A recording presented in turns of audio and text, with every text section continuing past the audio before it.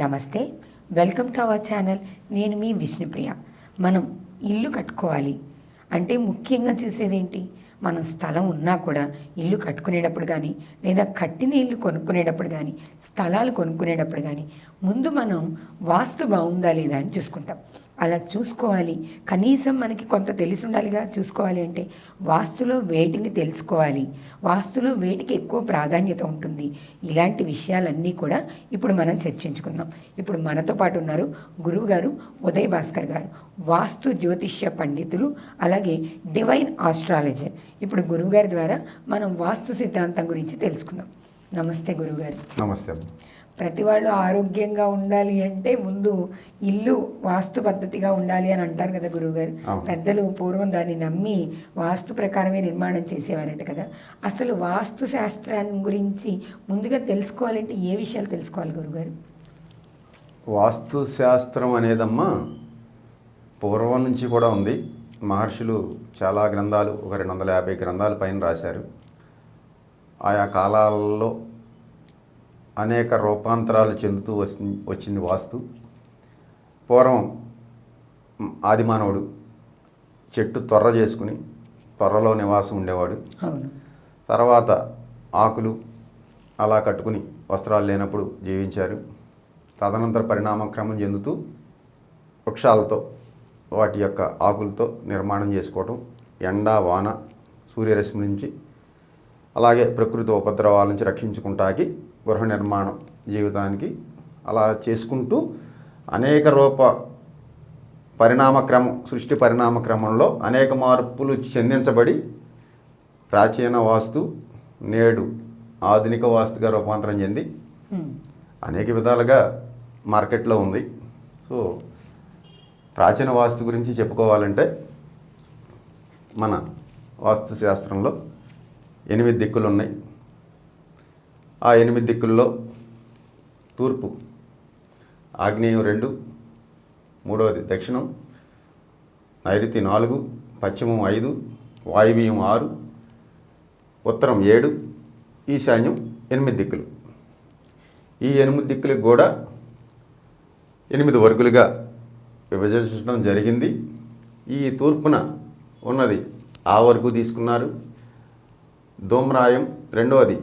ఈ 8 ఆయాలు ముందు మనం పరిశీలించుకుంటే తూర్పున ధ్వజాయం, ఆగ్నేయం ధూమ్రాయం, దక్షిణం సింహాయం, నైరుతి శ్వానాయం, పశ్చిమం వృషభాయం, వాయువ్యం కరాయం, ఉత్తరం ధ్వజాయం, అష్టమం వర్గు కాకాయం, ఈశాన్యం. అలాగే ఈ 8 ఆయాలకి ఆ వర్గులో ఉన్న దిక్కు తూర్పు దిక్కు అయింది. కావర్గు ఆగ్నేయం, చావర్గు దక్షిణం, తావర్గు నైరుతి, తావర్గు పశ్చిమం, పావర్గు వచ్చేసి ఈశాన్యం వాయువ్యం, యావర్గు ఉత్తరం, శావర్గు స్వర్గు ఏమవుద్దంటేనమ్మా ఈశాన్యం. ఈ అక్కచెట్ట తప ఏస అని 8 వర్గులు, 8 దిక్కులు, 8 ఆయాలు ఏర్పాటు చేయడం జరిగింది మన శాస్త్రకారులు. అలాగే దీనికి ధ్వజాయానికి ఇక్కడ గరుడ పక్షి, ధూమాయానికి మార్జాలం, సింహాయానికి సింహం, అలాగే శ్వానాయానికి శ్వానం శునకం, అలాగే వృషభాయానికి సర్పయోని, కరాయానికి మూషికయోని, గజాయానికి ఏనుగు, అలాగే శశికయోని శ్వానాయానికి ఇచ్చి మళ్ళీ దిక్పాలకుల కింద అష్టదిక్కులకి దిక్పాలకులు అధిపతులు. తూర్పుకి ఇంద్రుడు అధిపతి, అలాగే ఆగ్నేయానికి అగ్ని అధిపతి, అలాగే దక్షిణానికి యముడు అధిపతి, నైరుతికి నిరుతి అనే రాక్షసుడు అధిపతి, అలాగే పశ్చిమానికి వరుణుడు అధిపతి, వాయువ్యానికి వాయువు అధిపతి, అలాగే ఉత్తరానికి కుబేరుడు అధిపతి, ఈశాన్యానికి ఈశానుడు అనే అధిదేవతలుగా ఉండి ఈ 8 వర్గుల్లో 8 ఆయాల్లో అష్టక వర్గులో కూడా ఆ వర్గులో నామ ప్రథమాక్షరాన్ని బట్టి ఆ వర్గులో ఏ అక్షరం ఉన్న వ్యక్తులు ఈ ఆ వర్గులోకి వస్తారనేది తీసుకుంటే ఆ ఈ ఊ, అరు అరు ఏ ఏ ఐ ఓ ఈ పేర్లు ఉన్న వ్యక్తులు ఆ వర్గులో ఉంటారు. అలాగే కావర్గులో కాక్క గాగ్గ జ్ఞ వాళ్ళు కావర్గు, చావర్గులో చాచ జాజ్ఞ ఇణి చావర్గులో ఉంటారు. నామ ప్రథమాక్షరం, పేరులో ప్రథమాక్షరం తీసుకునేవాళ్ళు. అలాగే టావర్గులో టాటా డాడా అన్న. అలాగే వృషభాయంలో తావర్గులో తాతా దాదా అన్న పేరు ప్రథమాక్షరం కలిగిన వాళ్ళు ఉంటారు. అలాగే కరాయంలో పావర్గులో పాపా బాబా అమ్మ. అలాగే గజాయంలో యారాలావ అనే అక్షరం పేర్లు కలిగిన వాళ్ళని ఈ యావర్గు తీసుకోవాలి, స్వవర్గ అవుద్ది. అలాగే శేష షాహ ఈ పేర్లు కలిగిన వాళ్ళు కాకాయంలో ఉంటారు, ఈశాన్యం స్వవర్గ అవుద్ది. ఇక వాస్తులో మైవాస్తు ఒక శ్లోకం చెప్పింది. స్వర్గే ధనలాభంచ ద్వితీయం అరవేశకం తృతీయం వేషమిత్యాహు చతుర్థం వ్యాధిపీడనం పంచమం రిపుస్థానం షష్టమం కలహం ధ్రువం సప్తమం సర్వసౌభాగ్యం అష్టమం మరణం ధ్రువం అని చెప్పిందమ్మా. అంటే స్వర్గులో ఇల్లు నిర్మించుకుంటే ధనలాభం అని చెప్పింది. సో ఈ ఆ వర్గులో ఉన్న వాళ్ళకి, ఈ నామాక్షరాలు కలిగిన వాళ్ళకి ఇది స్వర్గ అవుద్ది. సో సువర్గే ధనలాభంచ అంటే ఒక ఇంటిని దీర్ఘచతురస్రం కానీ చతురస్రం కానీ స్థలాన్ని తీసుకుని దాంట్లో ఈ వర్గులో ఉన్న వ్యక్తులకు ఇక్కడ స్వర్గ అవుద్దమ్మా. ఏది ఆ ఈ ఊ ఈ అక్షర నామాక్షరాలు కలిగిన వాళ్ళకి ఇది సువర్గ అవుద్ది. వాళ్ళ నామంలో మొదటి అక్షరం. సువర్గే ధనలాభం అంటే ఈ స్థలంలో తూర్పుని ఎన్ని ఇళ్ళు నిర్మాణం చేయాలి, పశ్చిమం ఖాళీ ఉండాలి. అర్థమైందమ్మా శాస్త్రం ఇది. తూర్పునికి చేర్చి ఇల్లు నిర్మించి పశ్చిమం ఖాళీ ఉంటే వీళ్ళకి స్వక్షేత్రంలో ఇల్లు అవుద్ది, వీళ్ళకి ధనలాభం వస్తుంది. శత్రుక్షేత్రంలో ఇల్లు నిర్మించకూడదు.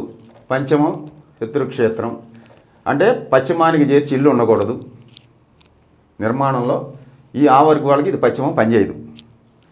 తూర్పు రోడ్డు వచ్చి పశ్చిమాన్ని నిర్మించి తూర్పు సింహద్వారం పనిచేయదమ్మా. అర్థమైందమ్మా. స్వర్గ అంటే ఇక్కడ ఇళ్ళ నిర్మాణం పశ్చిమ సింహద్వారం పనిచేస్తుంది వీళ్ళకి ఉండాలి, ఈ ఆవర్గులో ఉన్న వాళ్ళకి. అలాగే మిత్రక్షేత్రంలో నిర్మాణం చేసుకుంటే దక్షిణ సింహద్వారం పనిచేస్తుంది. అలాగే వీళ్ళకి పనికొచ్చేది దీనికి తృతీయంలో కూడా కట్టుకుంటే ఈ వర్గు వాళ్ళకి ఉత్తర సింహద్వారం కూడా పనికొస్తుంది. వీళ్ళకి పనికిరాని సింహద్వారం అంటే ఏదన్నా ఉందంటే తూర్పు సింహద్వారం పనిచేయదమ్మా. ఇక్కడ ఈ 8 వర్గులు ఉన్నాయి కదా, ఈ వర్గులు పనిచేయవమ్మా. కావర్గు పనిచేయదు, అలాగే శానాయం పనిచేయదు, కరాయం పనిచేయదు, శావర్గులో కాకాయం కూడా పనిచేయదు. ఈ 8 ఆయాల్లో పనికొచ్చే ఆయాలు ఏంటంటే 1 ధ్వజాయం, 3 సింహాయం ఇల్లు కట్టుకుంటా పనికొచ్చాయి, 5 వృషభాయం, 7 గజాయం. ఈ 4 ఆయాలే 1, 3, 5, 7 ఆయాలే గృహ నిర్మాణానికి పనికొస్తాయి. 2, 4, 6, 8 కాకాయం, అదే ధూమ్రాయం, అలాగే శానాయం, కరాయం, కాకాయం.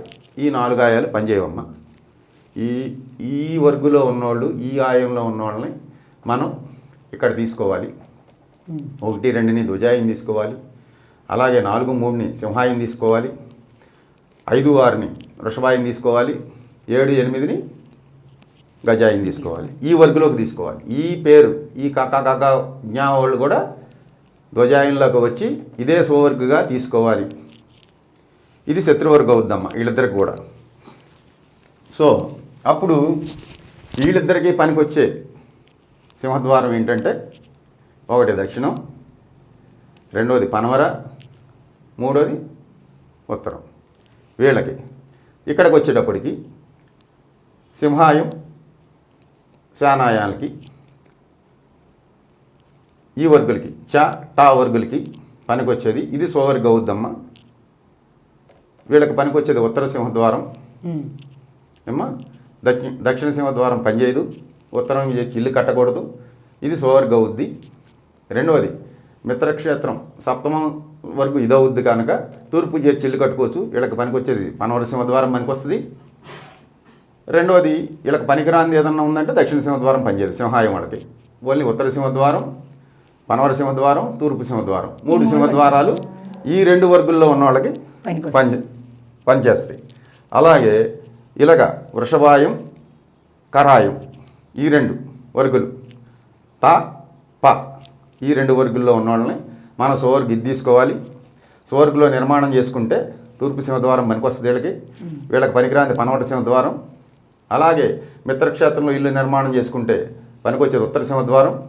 అలాగే 3వ స్థానంలో ఇల్లు నిర్మాణం చేసుకుంటే దక్షిణ సింహద్వారం కూడా పనికొస్తుందమ్మా. బాగా పనికొచ్చేవి అంటే వీళ్ళకి పనికొచ్చేది తూర్పు ఉత్తర సింహద్వారాలు మంచిది. ఏది ఈ 2 వర్గుల వాళ్ళకి. అలాగే ఇక గజాయం కాకాయం 2 కలిపి యా శ వర్గుల్ని తీసుకుంటే వీళ్ళకి పనికొచ్చేది స్వర్గీయ ధనలాభంచ అంటే స్వర్గులో ఇల్లు నిర్మించుకుంటే దక్షిణ సింహద్వారం పనికొస్తుంది ఈ 2 పేర్లలో ఉన్న వాళ్ళకి. అలాగే ఉత్తర సింహద్వారం పనిచేయదు యారాలాభ వాళ్ళకి, శేషాషాహ వాళ్ళకి ఉత్తర సింహద్వారం పనిచేయదు. అలాగే మిత్రక్షేత్రంలో ఇల్లు కట్టుకుంటే సప్తమంలో ఇల్లు కట్టుకుంటే వీళ్ళకి పనికొచ్చేది దక్షిణ సింహద్వారం ప్లస్ తూర్పు సింహద్వారం, రెండోది పనవట సింహద్వారం. దక్షిణమును తూర్పు బాగా మంచిది. ఇక లేని ఆప్షన్ అప్పుడు పశ్చిమ సింహద్వారం పెట్టి కట్టుకోవచ్చు.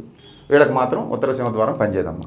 ఇది ద్వారాలు గృహ నిర్మాణం చేసుకునేటప్పుడు ఫండమెంటల్స్ మెయిన్గా తీసుకుని ఆ ఉన్న స్థలాలని చతురస్రం చేసుకుని వీళ్ళు ఏ వర్గులో ఉన్నారు, ఏ వర్గులో నిర్మించాలి, ఏ వర్గులో పెట్టి ఇళ్ళు నిర్మాణం చేయాలి, ప్లస్ దీనికి స్థలానికి ఏకాశీతి పదం, శతపదం, చతుషష్ఠి పదం అని 2-3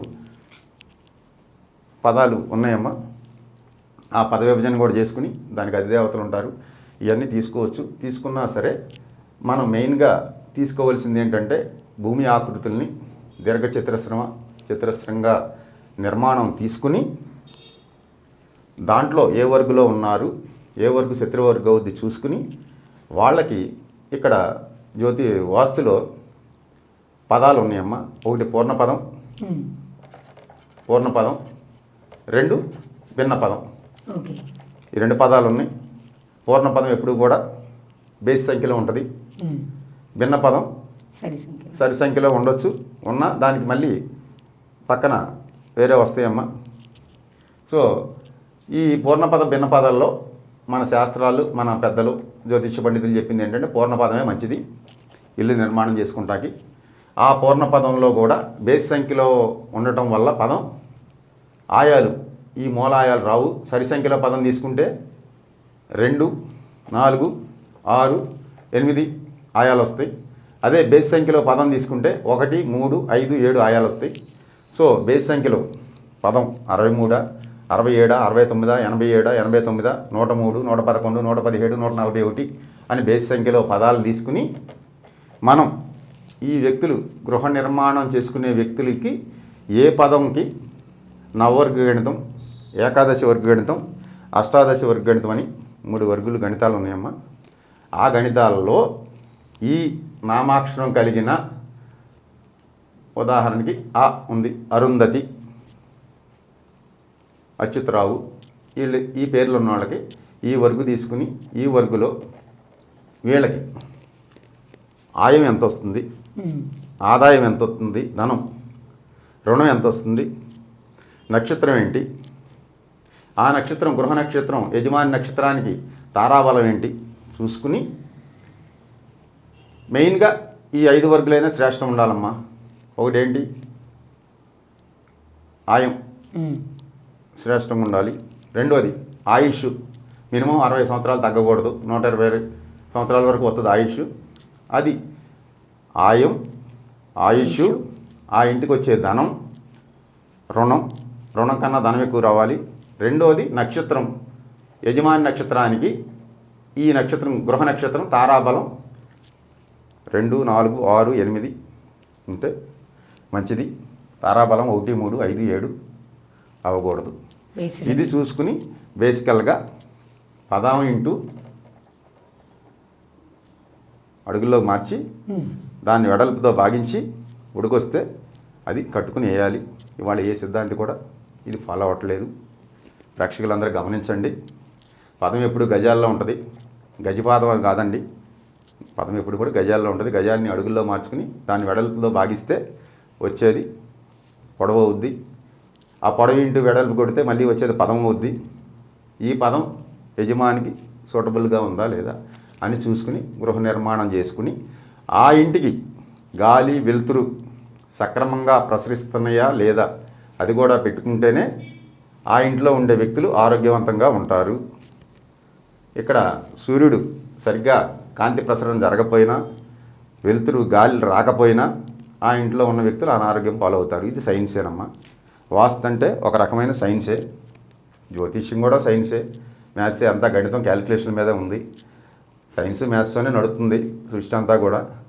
పూర్వం ఋషులు గ్రంథాలు రాశారు కాబట్టి శాస్త్రం అన్నారు. ఇప్పుడు మనం సైంటిస్టులు రీసెర్చ్ చేసి వీళ్ళు గ్రంథాలే రాసేది తీసేసి సబ్మిట్ చేస్తున్నారు కదా పిహెచ్డి చేసి, దీన్ని కూడా గ్రంథమే అంటాం. సో ఇవాళ దీన్ని సైన్స్ అంటున్నాం మనం.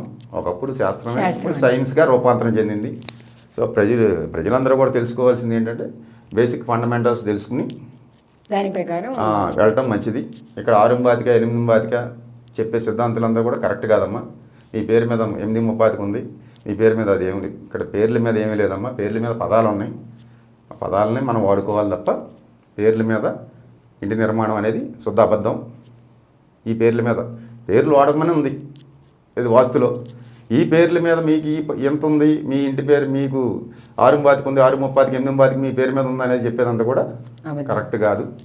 సో ప్రేక్షకులందరూ కూడా తెలుసుకోవాల్సింది ఏంటంటే ఉంది పదం, ఆ పదం పూర్ణ పదం తీసుకోండి, ఆ ఇల్లు కట్టించుకోండి, గాలి వెలుతురు వచ్చేటట్టు చూసుకోండి, శుభ్రంగా సుఖశాంతులుగా ఆరోగ్యంగా 4 కాలాల పాటు ఉంటారు. అదమ్మా. ఆరోగ్యంగా ఉండాలి.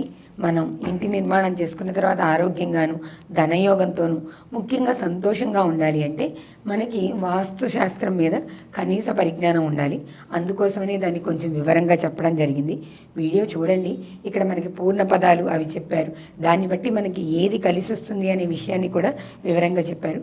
వాటిని అనుసరించి తీసుకుంటే కొంతవరకు మనం సంతోషంగా ఉండగలుగుతాం అని గురువుగారు చెప్తున్నారు. అయితే గురువుగారు ఇంటి నిర్మాణంలో ముఖ్యంగా ఏదైనా స్థలం కానీ కట్టిన ఇల్లు కానీ కొనేటప్పుడు చాలామంది దగ్గర వింటున్న మాట ఏంటంటే రోడ్డు సోల ఉంది, వీధి పోటు ఉంది ఈ ఇంటికి లేదా ఈ షాప్కి లేదా ఇక్కడ అని చెప్తుంటారు. అసలు వీధి పోటు అంటే ఏంటి, అది ఉంటుందా, దాని ప్రభావం ఆ ఇంటి మీద కానీ ఇంట్లో ఉన్న వ్యక్తుల మీద కానీ ఎంత ఉంటుంది? రైట్, మంచి క్వశ్చన్ అడిగారమ్మా. వీధి పోటు సిద్ధాంతాలు ఎక్కువైపోయారు కాబట్టి మీరు అడగడం తప్పులేదు. వీధి పోట్ల గురించి జనాల్లోకి ప్రచారం బాగా తీసుకెళ్ళి మా సిద్ధాంతులు వీధిపోటు అనే కత్తిని తీసుకుని ప్రజల్ని బాకులు పెట్టి పొడిసేస్తున్నారు. సో పాపం చంపేస్తున్నారు. ఇప్పుడు ఇక్కడ అసలు వీధిపోటు గురించి తీసుకుంటే ఉదాహరణకి తూర్పు అనుకుందాం. సరే, ఈ తూర్పుకి ఒక పెద్ద ఆయన తీసుకొచ్చి తూర్పు ఈశాన్యం ఉచ్చిస్తానం ఇక్కడ ఉంటే వీధిపోటు మంచిదన్నాడు. తర్వాత ఉత్తర ఈశాన్యం వీధిపోటు ఇక్కడ ఉంటే మంచిదన్నాడు. ఇది దక్షిణ ఆగ్నేయం ఉచ్చిస్థానం, ఈ వీధిపోటు మంచిది. తూర్పు ఆగ్నేయం వీధిపోటు మంచిది కాదు. అలాగే దక్షిణ నైరుతి పశ్చిమ నైరుతి 2 వీధిపోట్లు మంచిది కాదు. పశ్చిమ వాయువ్యం వీధిపోటు మంచిది, ఉత్తర వాయువ్యం వీధిపోటు మంచిది కాదు. ఇక్కడ ఏం గేట్లు పెట్టకూడదు, నడవకూడదు అని చెప్పుకొచ్చారు శాస్త్రకారులు. ఈ ఉచ్చి నీచ స్థానాలని, ఈ ఉచ్చి నీచ స్థానాలు అనేవి ఎత్తు పల్లాలకు సంబంధించినవే కానీ ఉచ్చి అంటే ఎత్తు, నీచ్ అంటే పల్లమమ్మ, ఇయే తప్ప ఇలాగ ఈశాన్యాలకు ఉచ్చులు ఆగ్నేయం నీచులు ఇది ఎక్కడ లేదు. ఇది ఒకటి క్రియేట్ చేసి వచ్చింది. నేను ఒక గ్రంథం రాసి దీనికి నేను స్థానాధిపతులు ఇలా నేను ఒకటి క్రియేట్ చేస్తే అదే ప్రజల్లోకి పుస్తకాలు అమ్మేసుకుంటే అదే వెళ్ళిపోద్ది. ఇదో అవన్నీ కాదు. జనరల్గా వీధిపోటు అనేది ఎక్కడున్నా సరే మినిమం సైట్కి 100 మీటర్ల దూరం ఉండాలి. ఆ 100 మీటర్ల పరిమాణం దూరం ఉండి నిత్యం రద్దీగా రాకపోకలు జరగాలి ఆ వీధిలో.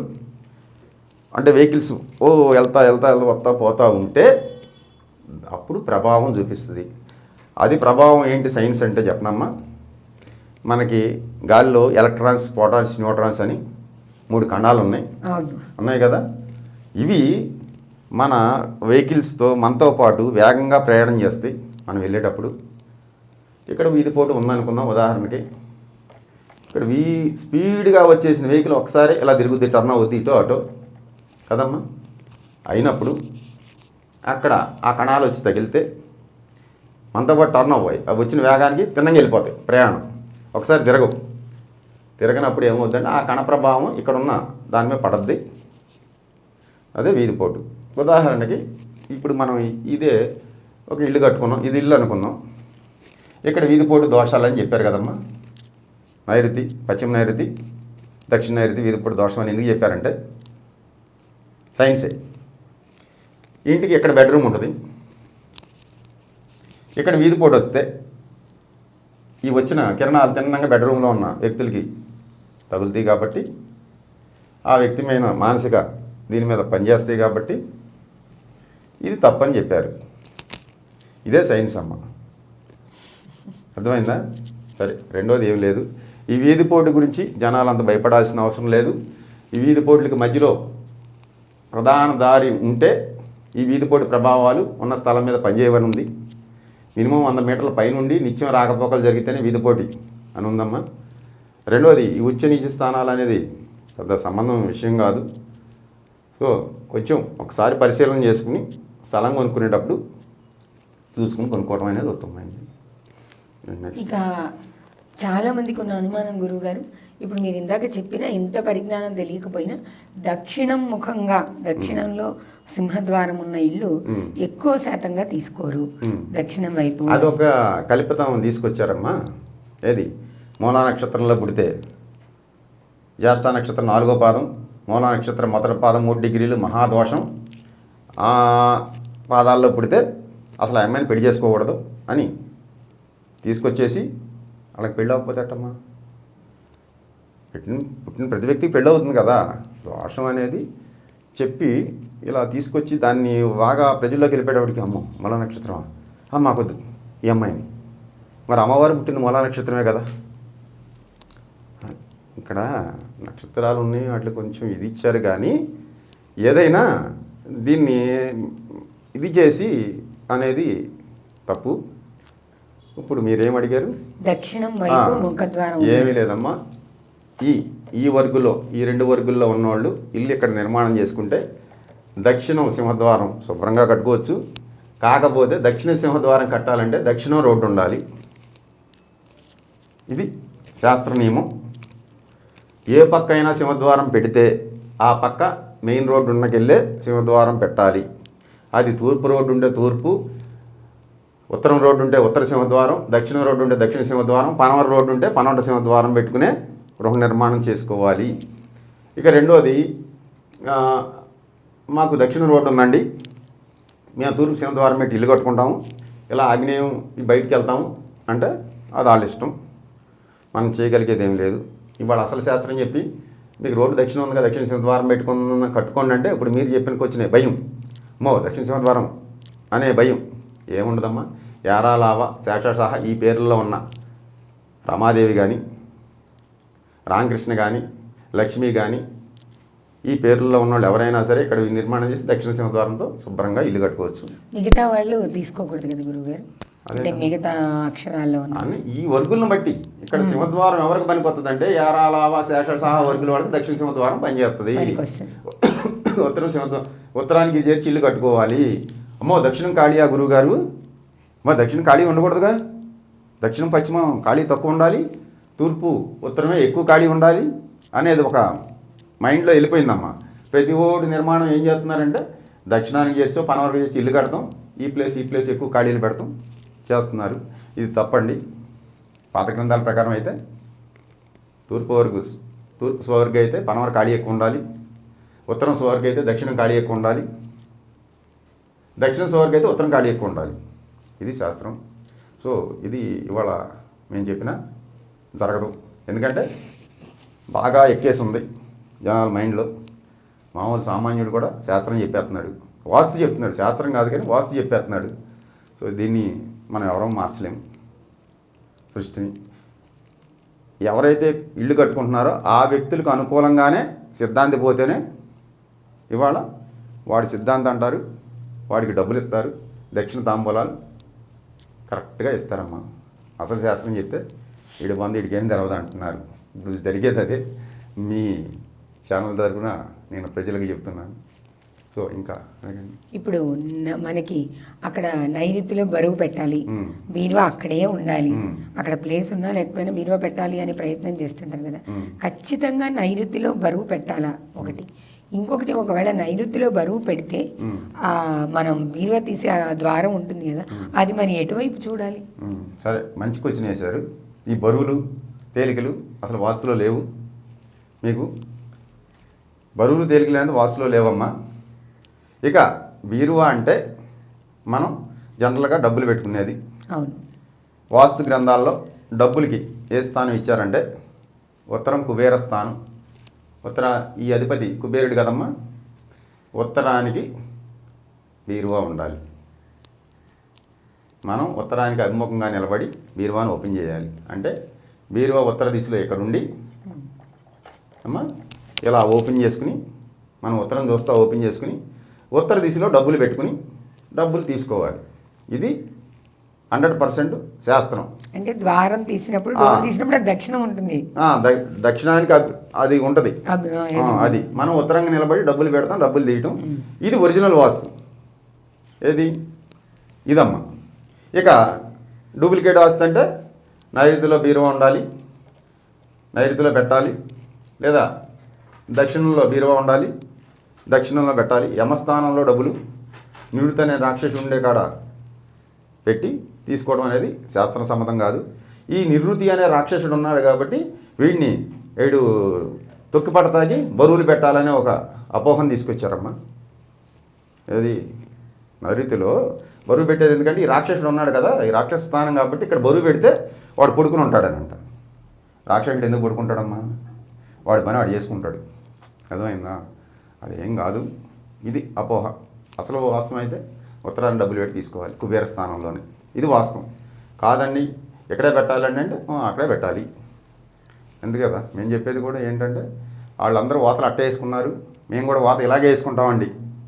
అది అందరూ ఈశాన్యం గుమ్మాలే పెడుతున్నారు, మేము కూడా ఈశాన్యం గుమ్మాలు పెడతామండి. గురుగారు అంతే ఇవ్వండి. ఎందుకంటే 10 మంది వాతలు అక్కడే వేసుకున్నారు, మేము అక్కడే వాత వేసుకుంటాం. అది గురువుగారు, పూజా మందిరాన్ని ఇప్పుడు స్థలం కొనుక్కొని ఇల్లు కట్టుకునే వాళ్ళు పూజా మందిరాన్ని ఎక్కడ నిర్మాణం చేసుకోవాలి? కొంతమంది ఈశాన్యంలో అని చెప్తారు, కొంతమంది తూర్పుకి పెట్టుకోవాలి అని చెప్తారు, ఆగ్నేయం పక్కగా అని చెప్తున్నారు. అసలు ఎటు పూజా మందిరం నిర్మాణం చేసుకోవాలి? చాలా మంచి క్వశ్చన్ అడిగారమ్మా. ప్రజలందరికీ బాగా తెలవలసింది. జనరల్గా ఇప్పుడు నడిచేది ఏంటంటే పూజా మందిరం తూర్పుని కానీ ఉత్తరాన్ని కానీ పెట్టుకుంటున్నారు. జనరల్గా మనం సకామ్య కర్మలు అంటే చేసేటప్పుడు తూర్పుకి తిరిగి కానీ ఉత్తరంగా తిరిగి కానీ మనం చేయటం అనేది పూర్వం నుంచి వచ్చే ఆచారం. ఏది మనం ఫలితం ఆశించి చేసే కర్మలకి. కనుక ఈ దిక్కుగా పెట్టుకోవచ్చు. కాకపోతే మీకు అసలు ఆధ్యాత్మికంలోకి వెళ్తే భగవంతుడు సర్వాంతర్యామి, సర్వవ్యాపి కదా. భగవంతుడు లేని ప్లేసే లేదు కదా, మొత్తం అంతటా ఉన్నాడు కదా. పూజించే వాళ్ళలో ఉన్నాడు, ఇంట్లో ఉన్నాడు, గాలిలో ఉన్నాడు, పంచభూతాల్లో ఉన్నాడు, అంతా ఉన్నాడు. అణువు నుంచి బ్రహ్మాండం వరకు కూడా అంతా నేనున్నా అని చెప్పాడు. చెప్పినప్పుడు భగవంతుడు లేని ప్లేస్ ఎక్కడ ఉందమ్మా? వీళ్ళని బట్టి ఎక్కడైనా పెట్టుకోవచ్చు, వీళ్ళని బట్టి ఎక్కడైనా పూజ చేయొచ్చు. అసలు భగవంతుని మనసులోనే ఉన్నాడు. ఆ మనసులో ఉన్న భగవంతుని మనసులోంచి తీసేసి అక్కడ పెట్టాలి ఇక్కడ పెట్టాలనుకుని ఒక అజ్ఞానం. సో ఇది కొంచెం వైరాగ్యంగా అనిపించిన వాస్తవం అయితే ఇదేనమ్మా. అంటే ఏకాగ్రత కుదరడానికి మనం ఏదో ఒక ప్రదేశాన్ని, ఒక విగ్రహాన్ని, ఒక ప్రతిమని నమ్ముతాం కదా, ఆ పెట్టేది ఈ ప్రదేశంలోనే పెట్టాలి అని వాస్తు సిద్ధాంతం ఏమైనా చెప్తుందా? మీరు అన్నట్టు ఎక్కడైనా పెట్టుకోవచ్చా? ఆధ్యాత్మికంగా అయితే ఎక్కడైనా పెట్టుకోవచ్చమ్మా. కానీ సిద్ధాంతపరంగా అయితే తూర్పు తిరిగి ఉత్తరం తిరిగి చేసుకుంటాకి కొద్దిగా సౌలభ్యమైన ప్లేస్లో పెట్టుకుంటే మంచిది. అంటే మనం తూర్పుకి తిరిగి పూజ చేసుకోవాలి, లేదా ఉత్తరానికి తిరిగి పూజ చేసుకునే విధంగా మన. ఉదాహరణకి ఒక అపార్ట్మెంట్ ఉందండి, ఒక ఫ్లోర్లో ఇక్కడ పూజా గది ఇచ్చారు, పైన అదే ప్లేస్లో బాత్రూమ్ వస్తుంది. అది పైన ఎవడో బాత్రూమ్ వాడుతున్నాడు, కింద పూజా గది ఏంటి అని అంటారు. ఇదే సమస్య అన్నమ్మ. ఇప్పుడు భగవంతుడు సర్వాంతర్యామి కదా. ఒక ఇండివిజువల్ హౌస్ నిర్మించుకున్నప్పుడు మనం ఎక్కడ కావాలంటే అక్కడ పెట్టుకుంటాం. అపార్ట్మెంట్లోకి వెళ్ళినప్పుడు ఒకే ఫ్లాట్లో ఒక అపార్ట్మెంట్లో 50 ఉంటాయి, 40 ఉంటాయి, 100, 200 ఉంటాయి. సో ఒక్కోసాట రావచ్చు, పైప్ లైన్లు వెళ్తుంటాయి. ఇవన్నీ కాదమ్మా, చూసే దృష్టి మనం చేసే భావమే చూస్తాడు కానీ భగవంతుడు నువ్వు బంగారం పళ్ళెల్లో పెట్టి నన్ను పూజిస్తున్నావా, వెండి పళ్ళెల్లో పెట్టావా, ఇస్త్రాకులో పెట్టావా అనేది చూడమ్మా. నువ్వు ఏ భావంతో నన్ను ఆరాధిస్తున్నావు, అది కోరికలతో ఉండా కోరికలు లేక అనేది చూస్తాడు. అది మెయిన్ జనాలు తీసుకోవాల్సింది అది తప్ప ఎక్కడైనా అసలు దిక్కులు అనేది లేదమ్మా. మొత్తం అంతా ఆవరించి ఉన్న భగవంతుడికి ఒక చిన్న బోర్డు పెట్టి నేను తీసుకొచ్చి ఒక విగ్రహం పెట్టి గుళ్ళో ఇదంతా మన కల్పితం. అంతా ఉన్నాడుగా. ఎప్పుడైతే మనం అంతా చూడగలిగామో ఈ భావం రాదమ్మా. అది ఇక్కడ మనం వాస్తు శాస్త్రం గురించే మాట్లాడుకుంటున్నాం కాబట్టి ఇప్పుడు ఆగ్నేయం విషయానికి వస్తే ఆగ్నేయంలో ఖచ్చితంగా వంటగది ఉండాలి అనేది చాలా మంది చెప్తున్నారు. మరి మీరు చెప్పిన అపార్ట్మెంట్ కల్చర్లో వీలు పడకపోతే ఇప్పుడు ఆగ్నేయంలో వంటగది పెట్టుకోవడానికి, వంటకు సంబంధించిన స్టవ్ పెట్టుకోవడానికి వీలు పడకపోతే ఇంకెక్కడ పెట్టాలి వాస్తు శాస్త్రం ప్రకారం? ఇప్పుడు మీకు శాస్త్రం ప్రకారం అయితే ఆగ్నేయం అని లేదమ్మా. తూర్పు రోడ్డు వచ్చి తూర్పు సింహద్వారంతో నిర్మాణం చేసిన ఇంటికి నైరుతిలో వంట చేయమని ఉంది. ఇది శాస్త్రం. ప్రేక్షకులు బాగా గమనించండి. తూర్పు రోడ్డు తూర్పు సింహద్వారంతో కట్టుకున్న ఇంటికి నైరుతిలో వంట చేయాలి. పశ్చిమ సింహద్వారం పశ్చిమ రోడ్లో వచ్చిన ఇంటికి ఆగ్నేయం వంట చేయాలి. దక్షిణం రోడ్డు వచ్చింది దానికి వాయువ్యంలో వంట చేయాలి. ఇలాగ దిక్కులను బట్టి వంట స్థానాలు మారినాయమ్మ. ఇప్పుడు అంతా ఒకటే, ఒక దంపుడు. ఏంటంటే ఈశాన్యం బోరు, ఆగ్నేయం వంట, నైరుతి పంట, వాయువ్యం పెంట. ఈ యతిప్రాసలు మా సిద్ధాంతులు బాగా వాడి ఇలాగా చేశారు వాస్తుశాస్త్రాన్ని. సో అదేమీ లేదండి. పశ్చిమ సింహద్వారం వస్తేనే తూర్పు ఆగ్నేయంలో ల్యాబొరేటరీస్ కట్టమని ఉంది, సెప్టిక్ ట్యాంక్ పెట్టుకోమని ఉంది. తూర్పు సింహద్వారం వస్తే ఉత్తర వాయువ్యంలో సెప్టిక్ ట్యాంక్ పెట్టుకోమని ఉంది. సింహద్వారాన్ని బట్టే సెప్టిక్ ట్యాంకులు నిర్ణయించారు తప్ప ప్రతిదానికి సెప్టిక్ ట్యాంక్ ఇక్కడే, ప్రతిదానికి వంటగది ఇక్కడే అనేది శుద్ధ తప్పమ్మ. మన సింహద్వారాన్ని బట్టి అనుసరించి అది ఇండివిజువల్ గృహాల్లో ఇండిపెండెంట్ హౌసెస్కే ఇది సాధ్యం అవుద్ది, అపార్ట్మెంట్లో అవ్వదు. సో అపార్ట్మెంట్ వాస్తుకు వచ్చేటప్పటికి దాన్ని పట్టించుకోవాల్సిన అవసరం లేదు. మరి గురుగారు ఇప్పుడు మీరు అన్నట్టు అపార్ట్మెంట్లో ఒక ఫ్లాట్ తీసుకున్నప్పుడు ఏమి చూసుకోవాలి కనీసంగా వాస్తు శాస్త్రం ప్రకారం ఏవి చూసుకుంటే బాగుందని ఆ ఇల్లు కొనుక్కోవచ్చు? మంచి క్వశ్చన్ అడిగారు.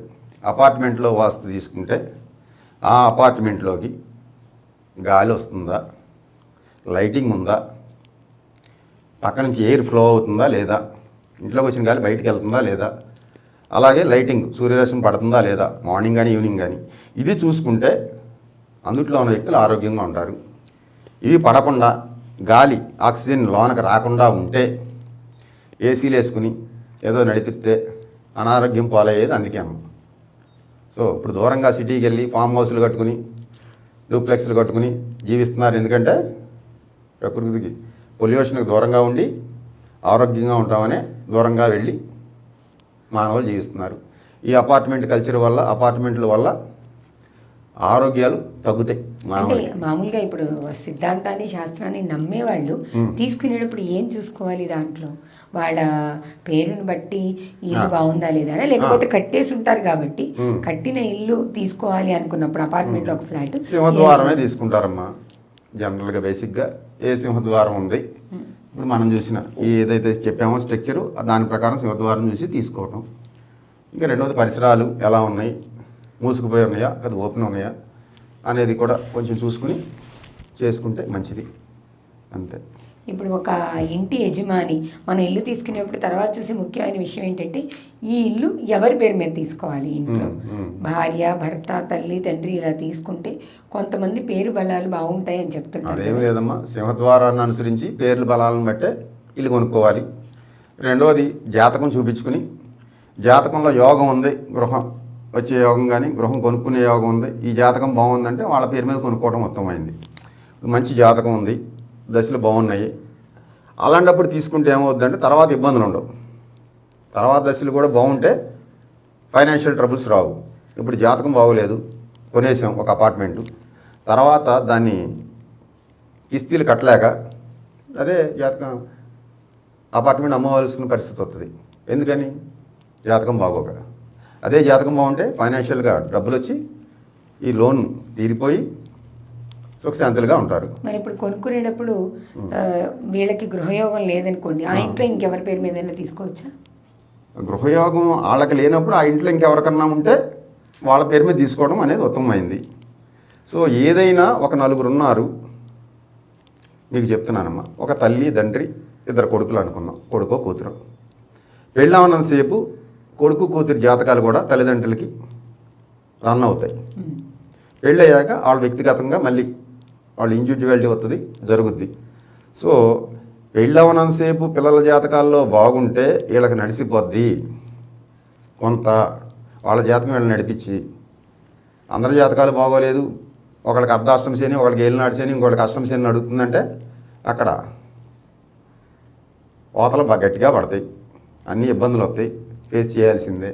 ఇళ్ళలో ఎవరికైనా జాతకం బాగుందనుకోండి, ఆ జాతకం నడిచిపోద్ది. ఇది మెయిన్. జాతకంలో బాగుంటే ఇల్లు కట్టినా పెళ్లి చేసినా ఏమైనా అప్పు అయినా అప్పు తీరిపోద్దమ్మా.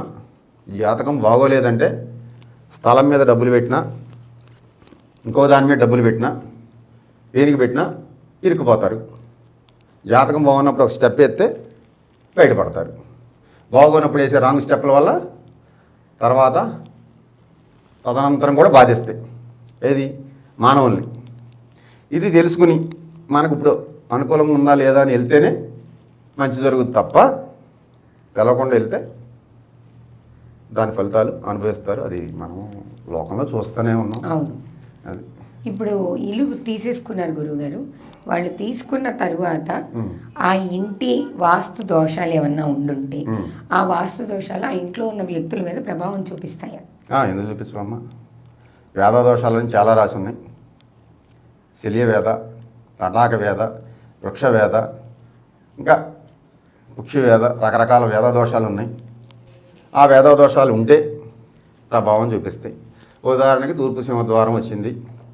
ఇదే తూర్పు సింహద్వారంలో సింహద్వారం తిన్నంగా సింహద్వారం 6 అడుగులు ఉంటే దీనికి డబల్ ప్రమాణం 12 అడుగుల ప్రమాణంలో కన్నా ఏదైనా చెట్టు ఉంటే ఆ చెట్టు నీడ సూర్యోదయం టైంలో ఈ వేద దీనికి పడితే వృక్షవేద అంటారు. ఆ వేద దోషం ఇబ్బంది పెడుద్ది ఆ ఇంట్లో ఉన్న వాళ్ళని.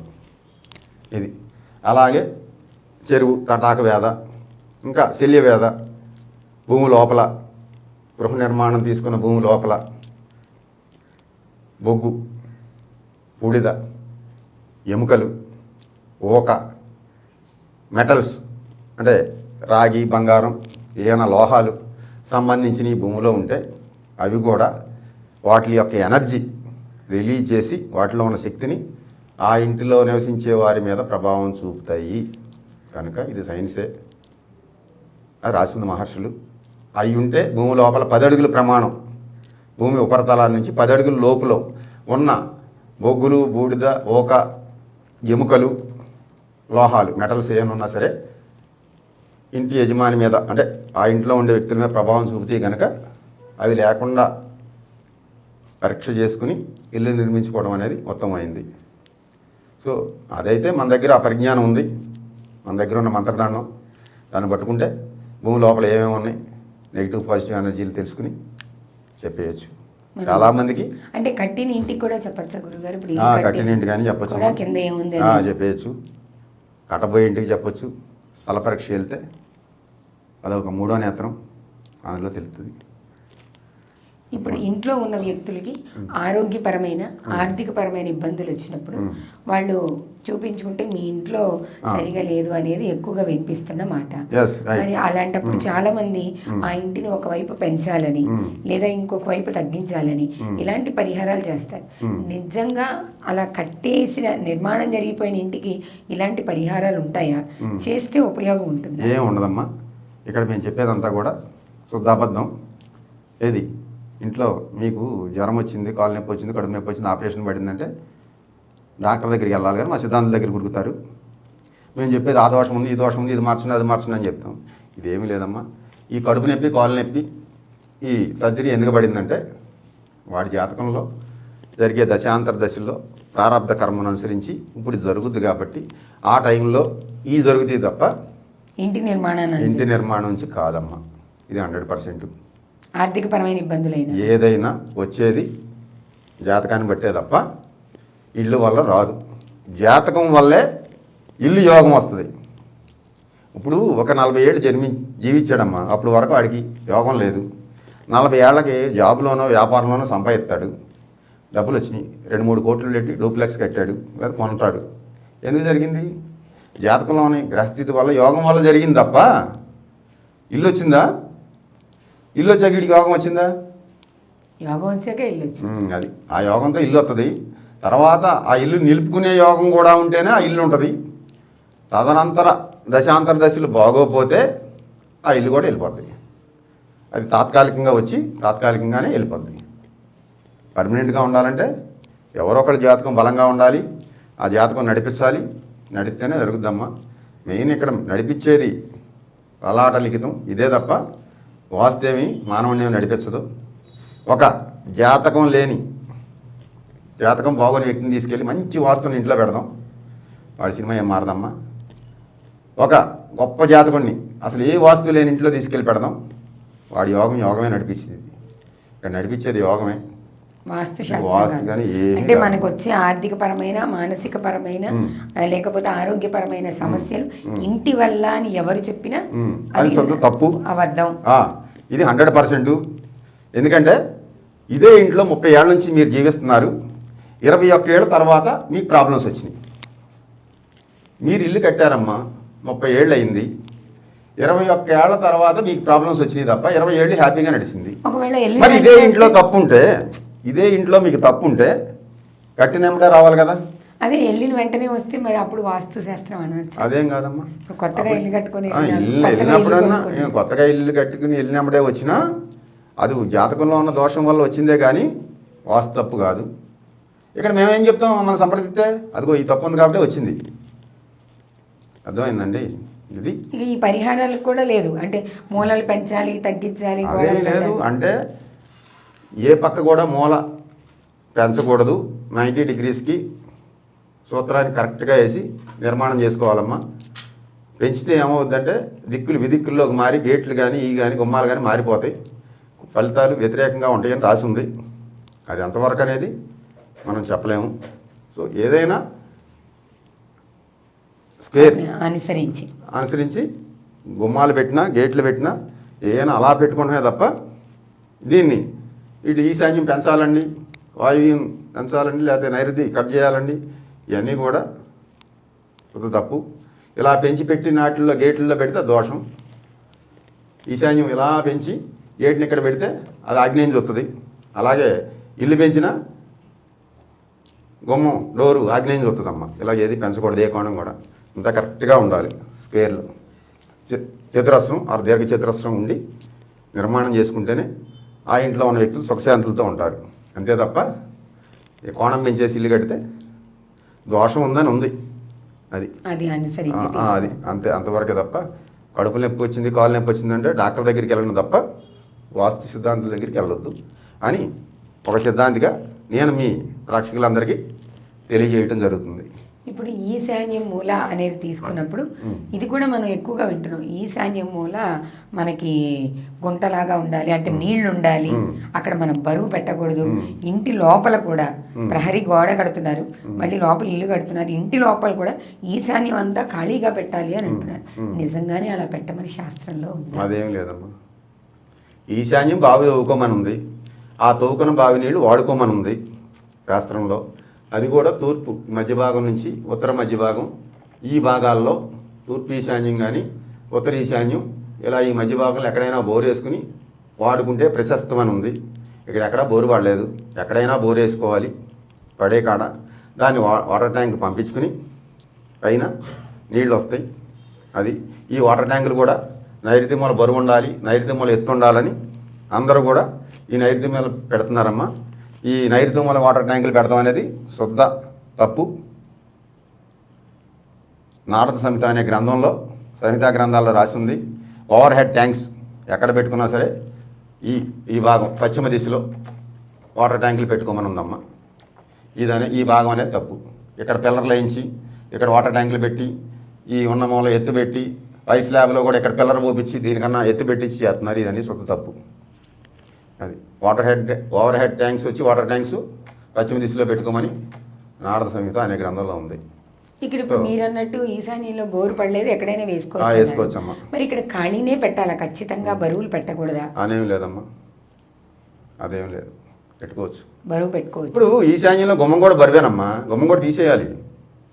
ఇప్పుడు పెట్టే ఈశాన్యంలో గుమ్మం పెడుతున్నారు కదా, ఆ గుమ్మం బరువు, దాని మీద ఉండే భీమ్ బరువు, ఆ పైన ఉండే స్లాబ్ బరువు, అది కూడా తీసేస్తే మంచిది కదా. విజ్ఞులకు కొద్దిగా మనం బుర్ర ఉపయోగించాలమ్మా, వీళ్ళు చెప్పే దాన్ని గట్టిగా పట్టుకోకూడదు. ఈశాన్యం పిల్లర్ ఉంది కదా, ఆ పిల్లర్ కూడా లేకుండా చేయాలి. అది ఆ పిల్లర్ కూడా బరువే. ఈ 4 మూలలు వేసిన ఈ పిల్లర్ ఉంది కదా ఈశాన్యం, ఇది బరువే. దాని మీద ఉండే స్లాబ్ బరువు, దాని మీద ఉండే భీమ్ బరువు, దాని మీద లెంటల్స్ ఇవన్నీ పోతారు కదా, ఇవన్నీ బరువు, ఈశాన్యం బరువు అయిపోయింది. అసలు ఇల్లే పీకేయాల. ప్రేక్షకులు అందరూ కూడా మీ ఛానల్స్లో చెప్పేది ఏంటంటే ఏది ఎక్కడ ఉండాలో అలా పెట్టుకోవాలి అంతే తప్ప ఈశాన్యం బరువులు, నైరుతి బరువులు, ఈశాన్యం పల్లాలు, నైరుతి మెరకలు ఇవన్నీ శుద్ధ తప్పు. గృహావరణంలో లోనంతా సమంగా ఉండాలి, ఎత్తు పల్లాలు ఉండకూడదు. బయట ఏదైతే బయట ఉందో అది ఇంటి మీద పల్లం ఉండాలి. అది నైరుతి అయినా పల్లం ఉండాలి, దక్షిణమైనా పల్లం ఉండాలి. రోడ్డు భాగం ఇంటికంటే కింద, రోడ్డు భాగం కాదమ్మా, గ్రౌండ్ లోన, ఇంటికి ఉన్న గ్రౌండ్ ఇంటి మీద మించి ఉండకూడదు, ఇంటికన్నా పల్లమే ఉండాలి.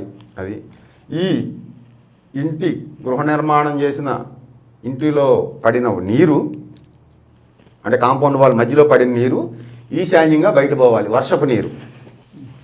అర్థమైందండి? ఈ గృహ నిర్మాణంలో ఇది గృహం, ఈ చుట్టూ పడి కాంపౌండ్ ఉంది, ఇందుట్లో పడిన నీరు ఈశాన్యం ద్వారా బయటకు పోవాలి అని రాస్తుంది. అంతేగాని ఈ ఇంట్లో వాడిన నీరు ఏ దిక్కు నుంచి ఏ దిక్కైనా బయటకు పోవచ్చు. ఇంట్లో కడుక్కున్న నీరు, ఇంట్లో వాడిన నీరు ఏ దిశ నుంచైనా డ్రైనేజ్ బయటకు పోవచ్చు. వర్షపు నీరే ఈశాన్యం నుంచి బయటికి వెళ్ళాలి. అందుకే ఎత్తు పల్లాలు వచ్చి నీచులు. ఈ పక్క మెరక పోస్తే ఈ పక్క పల్లం ఉంటే బయటికి వెళ్ళదు. అది అంతే తప్ప వర్షం నీరు బయటికి వెళ్తాకే ఈ మూల పల్లం ఉండాలి. అంతేగాని ఇప్పుడు అందరూ కూడా ఇంట్లో ఈ కింద కడిగిన నీళ్ళు కూడా వెళ్తాకి పైప్ లైన్ కూడా ఈశాన్యం నడుపుతున్నారు. ఆఖరికి బాత్రూంలో డ్రైనేజ్ కూడా ఈశాన్యం నడుపుతున్నారు. ఆగ్నేయంలో కిచెన్లో కడిగిన నీళ్ళు కూడా ఈశాన్యం వెళ్ళాలని చెప్పి ఈ పిచ్చ అక్కడికి వెళ్ళిందమ్మా. అక్కడికి వెళ్ళిపోయింది. సో వర్షపు నీరే ఈశాన్యం వెళ్ళాలి. ప్రేక్షకులారా, ఇంటిలో వాడిన నీరు ఎటు నుంచి ఎటైనా బయటకు పోవచ్చు. ఇది సత్యం. ఇంకొక విషయం గురుగారు, ఇప్పుడు ఇల్లు మొత్తం నిర్మాణం చేశాక ఇంటికంటే రోడ్డు కిందకే ఉండాలి ముందు.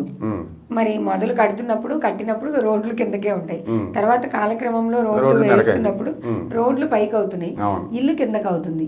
ఇలా ఉండొచ్చా? ఒకవేళ ఉండకూడదంటే చాలా మంది మళ్ళీ కింద అవి లేపి టైల్స్ లేపి పైకి లేపుతున్నారు. అలా చెయ్యొచ్చా? శాస్త్రంలో అలా ఉందా? చేసుకోవటమేనమ్మా, తప్పేదేముంది. ఇప్పుడు మామూలుగా అయితే రోడ్డు పల్లం ఉండాలి, రోడ్డు మెరక అయిపోయింది, మనం ఇల్లు కూడా మీద ఎత్తులు లేపుకోవాలి, తప్పదు. అది అంతే. అంటే నిర్మాణం చేసుకునేటప్పుడే కొంచెం ఎత్తులో నిర్మాణం చేసుకోవాలి. అపార్ట్మెంట్ కల్చర్ బాగా వచ్చేసింది కదా గురుగారు. అపార్ట్మెంట్లో మనం ఒక ఫ్లాట్ తీసుకుంటున్నప్పుడు కనీసం ఏవి చూసుకొని అపార్ట్మెంట్ తీసుకోవాలి? ఏ పేరు వాళ్ళైనా కూడా మినిమం కనీసం ఇవి ఉండాలి అని ఉంటుంది కదా. మీరు అన్నట్టు అన్నిటినీ పాటించే అవకాశం. అపార్ట్మెంట్ తీసుకోవాలంటే వాళ్ళకి 2 బెడ్రూమ్లా 3 బెడ్రూమ్లా, బాత్రూములు కన్వీనియంట్ ఉన్నాయా లేవా, కిచెన్ బాగుందా, దాంట్లో గాలి వెలుతురు వస్తుందా, ఇవి చూసుకుని తీసుకోవాలమ్మా. అంటే వాస్తు శాస్త్రం ప్రకారం ఏవి నియమాలు పాటించాలి వాళ్ళు? ఇక్కడ నియమాలు అంటే ఏముందమ్మా, అది సామూహికంగా గృహ సముదాయం కదా, ఇండివిజువల్ కాదు కదా. కనుక ఏంటంటే కొన్ని ఎగ్జామ్షన్స్ ఉంటాయి వాస్తులో, అవి తీసుకుని నిర్మాణం చేసుకున్న దాంట్లో మెయిన్ గాలి వెలుతురు రావాలి. అది. ఇక రెండోది, ఒక 3 అన్నదమ్ములు ఉన్నారు. Number 1, number 2, number 3. ఈ స్థలం ఎలా ఉంది, పంచుకున్నారు. 1 అన్నయ్య, 2 ఆయన, 3 ఆయన. ఇళ్ళు నిర్మాణం చేయాలంటే ఇక్కడ పెద్ద ఆయన నిర్మాణం చేసిన ఇంటిని అనుసరించే 2, 3 పనవర గోడ మాత్రం సూత్రానికి ఉండాలమ్మా. తూర్పు గోడలో సూత్రానికి ఉండకపోయినా పర్లేదు. అదే అన్నదమ్ముల స్థలాలు 1, 2, 3 ఇలా ఉంటే ఇల్లు కట్టుకుంటే ఈ గోడ దక్షిణం గోడ ఉంది కదా, దీన్ని పెద్ద ఆయన కట్టిన గృహాన్ని అనుసరించే ఈ గోడలు మాత్రం ఒకే దారానికి ఉండాలి. ఈ గోడలు ఉండకపోయినా పర్లేదు. ఇది ఉత్తరం గోడలు. ఇక రెండోది ఎత్తు పల్లాల్లో ఈయనకన్నా ఒక అంగుళం పల్లం ఉంటే మంచిది. అన్నయ్య కన్నా ఎత్తు పెట్టి కింద బేస్మెంట్ లెవెల్ కూడా కట్టకూడదు. ఇది విషయం, అది పాటించాలి నియమాలు. సరే అన్నదమ్ములు కాకపోయినా వేరే వేరే వాళ్ళైనా సరే ఇది అనుసరించితే మంచిది. ఇప్పుడు అపార్ట్మెంట్లో ఒక రోడ్డు ఉందమ్మా, ఈ రోడ్డుకి ఈ పక్కన ఫ్లాట్స్ అందరం కొనుక్కున్నప్పుడు ఇక్కడ నిర్మాణం చేసిన ఆయన ఇంటిని అనుసరించే ఇదే దారం వేసుకుని ప్లాన్ వేసుకోవాలి తప్ప పశ్చిమంలో ఇటువంటి జరిపి వేసుకుంటే పంక్తి దోషం అని ఏర్పడుద్ది. అంటే ఒక లైన్ సీరియల్ దోషం అవుతుంది. అది అలాగంతే కానీ అది ఆగ్నేయం ఉన్నా నైరుతి ఉన్నా ఈశాన్యం తిరిగినా ఈ ఇంటిని అనుసరించి వరుసగా కట్టుకోవాలి తప్ప నాకు 90 degrees తెస్తాను ఇటు తిప్పి ఇలా నిర్మాణాలు చేయకూడదు. అది వీధి దిక్కులు కొన్నా ఇంకోటి ఉన్నా ఎక్కడ 90 degrees ఉండవండి. సిటీల్లో పాటించాల్సింది ఏంటంటే ఒక అనుసరించి సీరియల్గా వెళ్ళటమే ఉత్తమమైంది.